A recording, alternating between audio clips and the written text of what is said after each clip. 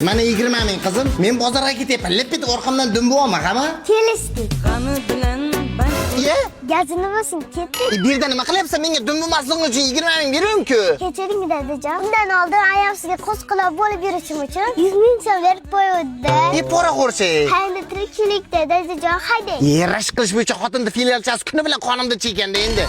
To'xting. Nech pul berasiz qoqindi? Voy, chiroyli qizlardan pul olmassiz. Bo'ldi, hozir yordam beraman. Alo, aya. Bo'ldi, o'zingiz bir narsa qilmayman. Binyakcha go'zam riyasini qo'ztaradi. Marojniga kelinglar, marojniga. Voy, mana opa toza ayangga o'xshaydi ekan. Jira ashida marojna beraman. Icham ayamga emas, nabarat dimi jo'lgan tovuqqa o'xshaydi ekan.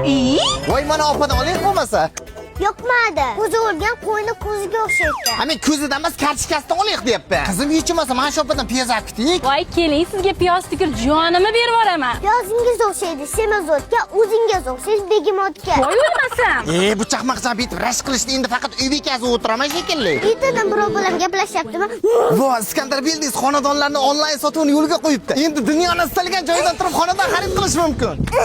Sizlar qizim qo'yar chiqlaman, abo meni soyamku, soyamdan rash qilasanmi? Ha, o'sha gap, bilib qo'ying. Butun dunyo go'zallar yig'ilsa ham onajonimni bitta olib sochiga martmaydi.